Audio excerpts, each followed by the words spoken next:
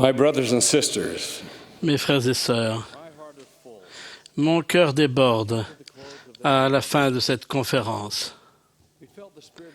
Nous avons ressenti l'Esprit du Seigneur en grande abondance. J'exprime mes remerciements et ceux des membres de l'Église de partout, à toutes les personnes qui ont participé, y compris à ceux qui ont fait des prières. Puissions-nous nous rappeler les messages que nous avons entendus. Quand nous recevrons les numéros de l'Ensign et du Niona, qui contiendront ces messages par écrit, puissions-nous les lire et les étudier. Une fois encore, la musique de toutes les sessions a été magnifique. J'exprime ma reconnaissance personnelle envers les personnes disposées à nous faire profiter de leurs talents. Elles nous ont touchés et inspirés. Nous avons soutenu en levant la main des frères qui ont été appelés à des nouveaux postes pendant la conférence. Nous tenons à ce qu'ils sachent que nous sommes impatients d'œuvrer avec eux dans la cause du Maître. J'exprime mon amour et mon estime à mes conseillers dévoués, les présidents Eyring et Uchtdorf. Ce sont des hommes d'une grande sagesse et d'une grande compréhension. Leur service est inestimable. J'aime et soutiens mes frères du Collège des 12 apôtres. Ils servent avec une très grande efficacité et ils sont entièrement dévoués à l'œuvre. J'exprime aussi mon amour aux membres des 70 et de l'épiscopat président.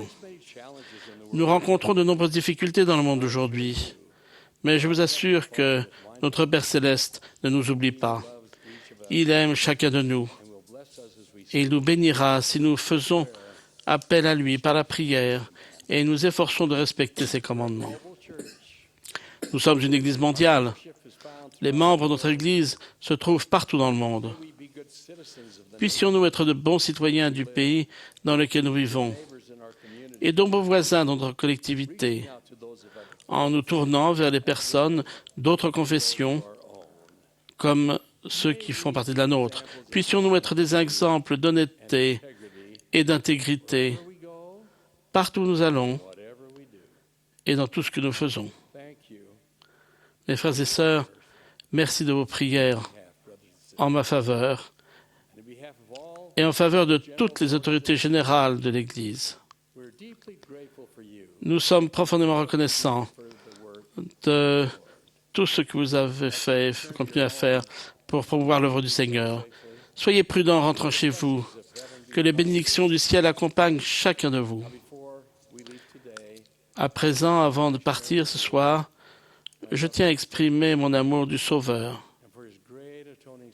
et ma reconnaissance pour son grand sacrifice expiatoire pour nous.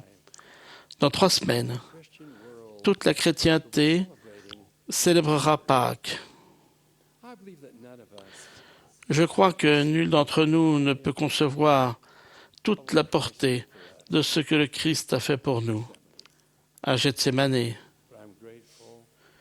Mais chaque jour de ma vie, je suis reconnaissant de son sacrifice expiatoire pour nous.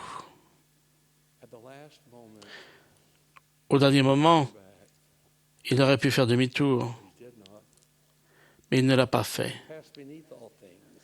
Il est descendu en dessous de tout afin de pouvoir tout sauver.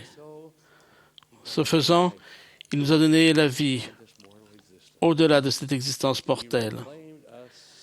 Il nous a rachetés de la chute d'Adam. De toute mon âme, je lui suis reconnaissant. Il nous a appris à vivre. Il nous a appris à mourir. Il a assuré notre salut. Pour conclure, je vais vous dire les paroles touchantes écrites par Emily Harris, qui décrivent si bien ce que je ressens à l'approche de Pâques.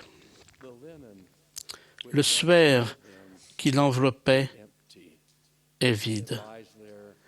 Il est déposé là, blanc et propre. La porte est ouverte. La pierre est roulée. Il me semble entendre les anges chanter ses louanges. Le suaire n'a pu le retenir. La pierre n'a pu le retenir. Les mots résonnent dans le sépulcre vide.